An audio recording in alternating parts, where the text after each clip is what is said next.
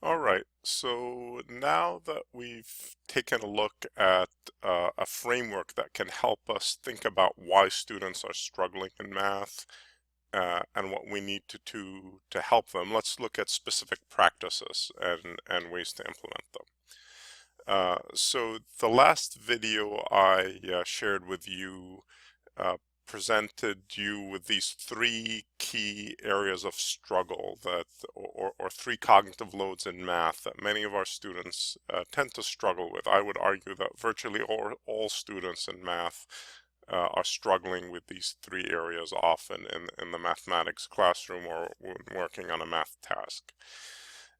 And to make cognitive loads manageable for students who are struggling, we need to approach things from two different perspectives. On the one hand, we need to find ways to maximize the resources they can apply towards solving these math problems and reduce irrelevant loads. And on the other hand, we want to find ways to make the loads we want them to struggle with to be more manageable and to often find ways to break them up into manageable chunks that students can tackle individually and then integrate. So if we look at traditional approaches to remediation, typically students who are struggling, particularly in the early grades, get sent to sort of decoding focused practice. So a young student who's really struggling in math will get drilled on recognizing numbers, memorizing simple addition, and they would practice that over and over and over again to try to shore up that skill and develop fluency in it. Then that student would often get remediation with sort of procedural practice. So again, this is more of a skill and drill approach where students are given formulas or equations to solve, and they solve them over and over and over again to develop procedural fluency in applying a formula. And then the hope is that at some point they'll understand the underlying concept, but I think most of the time remediation focuses on the first two and very, very rarely reaches the conceptual level. So what you end up with is a lot of skill and drill, a lot of practice, and this can be helpful for some students. Unfortunately, it turns many students off from math. Many students who develop enough skill to pass assessments don't really understand the underlying concepts they're working with. So they have a hard time working with more advanced mathematics and more advanced mathematical concepts. And so what this approach does is it breaks down those cognitive loads and it makes them more manageable, but it does it in a way that doesn't help student understanding. The approach that I think is more effective long term, not necessarily to pass a single test on,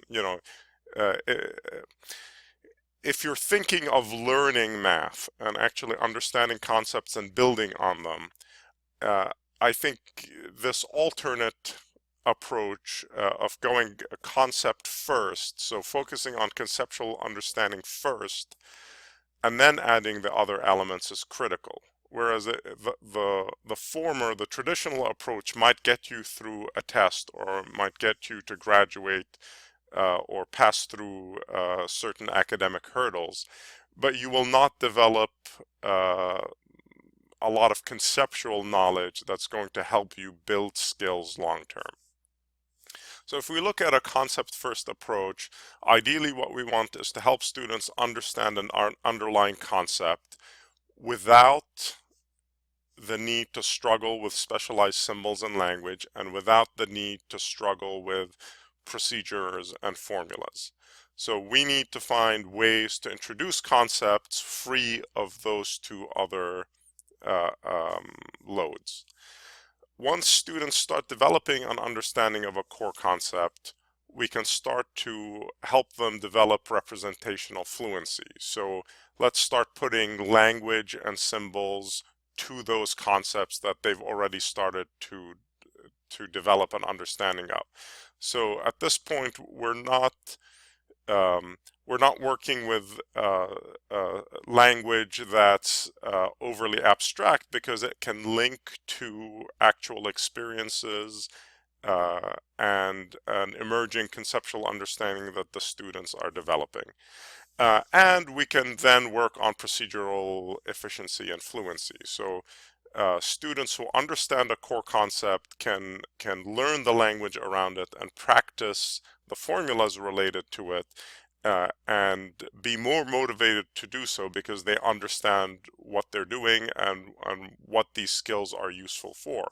Whereas if you take the alternate approach, you might get students who can work through it, but if they don't develop conceptual understanding, there's no long-term retention, there's no long-term gains.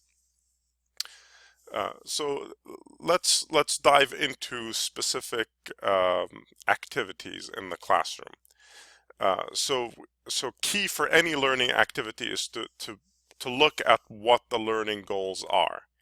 And I would encourage you to be very, very specific and to pick one of those three areas that you're going to focus on for that activity. So is this an activity focused on helping a student develop familiarity with a core concept? If so, find ways to do it without introducing specialized language, without using formulas. And I'll talk about how to do that in a minute. If the goal is to get them familiar with vocabulary, let's focus on the vocabulary and not dwell on equations and new concepts. We're going to talk about concepts that they've now already started to develop, but we don't want new concepts. And if we're focusing on, if our learning goal is to learn how to apply an equation or perform a procedure, then focus the resources of that activity on that task, and let's not introduce new concepts and new language at that point. So really be very clear on what your specific learning goal is and which of those three areas you want to address. Try to tackle each one independently so students aren't overwhelmed at having to do all three at the same time. You know, it's often useful to look at students' ability levels and ensure that what we're asking them to do is within their current skill sets. So if we're asking students to apply a procedure that's going to overwhelm their working memory capacity, let's break it up into more manageable chunks and help them build up those skills. Let's develop other fluencies that will strengthen that core skill over time. Once we've decided on what our learning goals are and we're keeping them discrete and manageable, let's work on activities that are going to be effective for our students, that aren't going to impose very heavy extraneous loads. And it's useful here to expose students to a range of activities. So if one activity is going to involve a lot of classroom discussion, then find a way to introduce that same, to achieve that same learning goal using a less language intensive approach, such as sort of a hands-on applied task or something making use of graphic organizers. Consider the extraneous load imposed by your activity when you're doing this, and keep that in mind as you choose activities for the cohort you're working with. So let's think of now specific student profiles and how we can support them. So students who may struggle with attention or executive function challenges. Let's find ways to reduce distractions and clutter in their environment.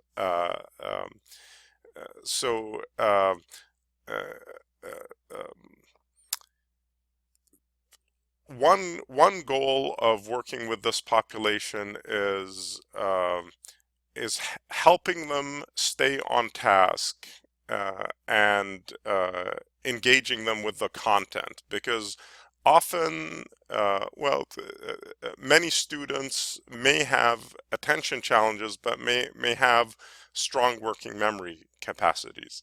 So they're capable of dedicating a lot of cognitive resources to topics they're interested in. But if it's a topic that they have low interest in, it's very, very challenging, no matter what their intentions are, to be able to dedicate a lot of working memory resources to that task.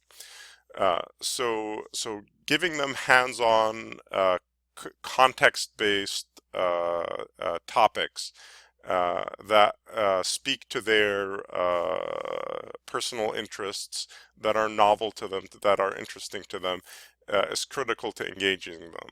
So, for example, I often teach statistics courses, and making sure that I have students work with real data that's of high interest to them is often critical to them engaging actively with the topic. So, for example, a lot of our students are into gaming.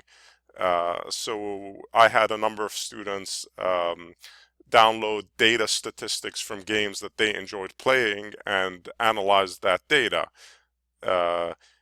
That makes the data very personally relevant to them. It adds a motivation for why you might want to analyze that data to optimize your performance in that game, and so on. So finding ways to engage and pique their interest is critical. And find ways to reduce the split attention effect. So let me show you what I mean by that. If you look at the screen, you'll see that we have a sequence here, and we have a description of that sequence at the bottom. And to understand the graphical sequence along with the text, I have to split my attention between these two spaces and toggle back and forth.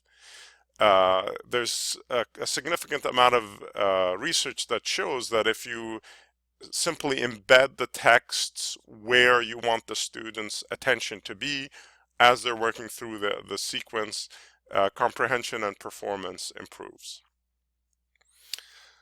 So the next thing we want to help to do is reduce some of the language processing loads.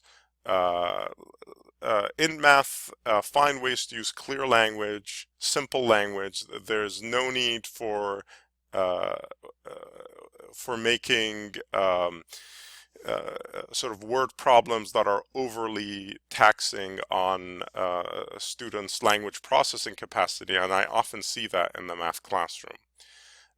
Find ways to provide auditory and visual support. So mind mapping tools can be very helpful here. Speech to text, text to speech tools can be useful, and allowing students to express their knowledge without the need for language can also be very beneficial to students who struggle with language processing challenges. And I've got a video here. I'm not going to play it now, but I'll include it in the course that shows you an interpretive dance representation of some statistics concepts that some of my students find very useful.